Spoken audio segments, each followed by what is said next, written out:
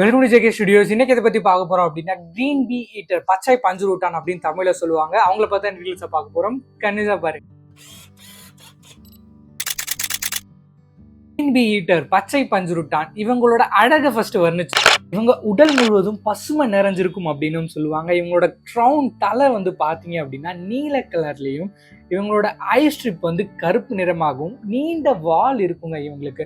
அது மட்டும் இல்லாம அடல்ட்ஸ் வந்து சிவப்பு கண்களோட காட்சியளிப்பாங்க அப்படின்னு தான் சொல்லணும். அடுத்து இவங்களோட கால், இவங்களோட ஒளியை வந்து கேட்கணும் அப்படின்னா ரொம்ப ஸ்வீட்டா சில்லா ரொம்ப அழகா இருக்கும் கேட்கறதுக்கு அப்படின்னு தான் சொல்லணும்.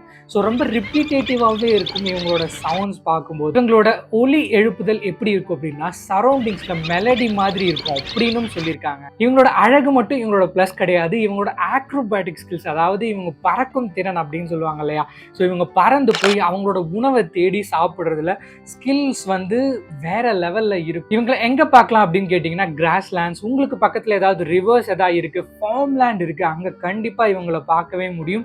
இவங்களோட ஆக்ரோபேட்டிக் ஸ்கில்ஸ் நம்ம ஆல்ரெடி சொன்ன மாதிரி பூச்சிகள் அப்புறம் தும்பி, ஸோ இந்த மாதிரி தான் இவங்க தாக்கி அதை உணவாக எடுத்துக்கிட்டு கழிச்சுப்பாங்க. இவங்களோட ஹேபிட்டாட், இவங்களோட வாழ்விடம் எங்க இருக்கும் அப்படின்னு பார்த்தீங்கன்னா உங்களுக்கு பக்கத்தில் ஏதாவது கிராஸ் லேண்ட் இருக்கு, இல்லை ரிவர்ஸ் இருக்கு, அப்படின்னா ஃபார்ம் லேண்ட் இருக்கு அப்படின்னா ஸோ அந்த இடத்துல இவங்களை கண்டிப்பாக பார்க்க முடியும். ஸோ இவங்களோட ஆக்ரோபேட்டிக் ஸ்கில்ஸ் நம்ம ஆல்ரெடி சொன்ன மாதிரி பறக்கும் திறன் ரொம்பவே அமேசிங்காக இருக்கும். அதை வச்சு தான் பெஸ்ட் இவங்க பூச்சிகள்லாம் தாக்கி அதை சாப்பிடுவாங்க.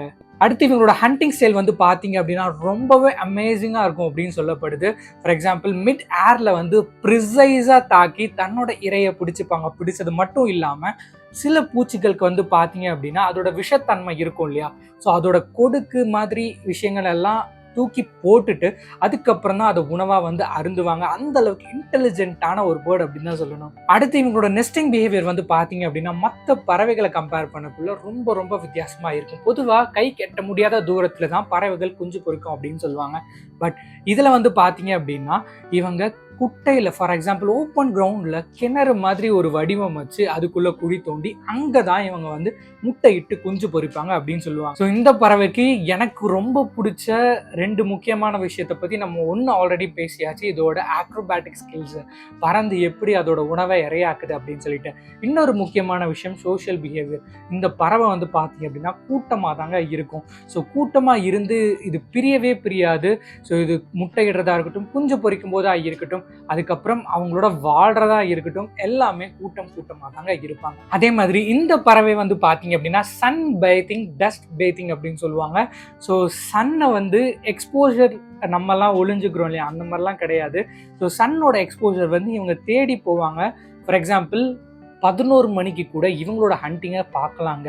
நான் போகிறேன் அப்படின்னா வேறு எந்த பேர்டும் எனக்கு கிடைக்கலன்னா கண்டிப்பாக இந்த பேர்டு வந்து எனக்கு கிடைக்கும். நான் இவங்கள ஷூட் பண்ணிவிட்டு போயிட்டே இருப்பேன் அப்படின்னு தான் சொல்லணும். ஸோ அந்த மாதிரி சன்னோட எக்ஸ்போஜர் இவங்க நல்லாவே யூஸ் பண்ணிப்பாங்க. அதே மாதிரி டஸ்டோட பேத்திங்குமே இவங்க வந்து லைக் பண்ணுவாங்க.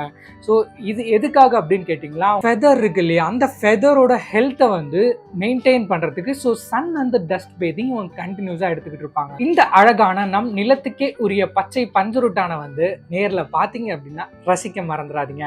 இந்த இன்ஃபர்மேஷன் உங்களுக்கு பிடிச்சது அப்படின்னா கண்டிப்பாக லைக் பண்ணி ஷேர் பண்ணிக்கோங்க. அடுத்த வீடியோவில் இன்னொரு பறவையோட நம்ம பார்ப்போம். அது வரைக்கும் பை பாய்.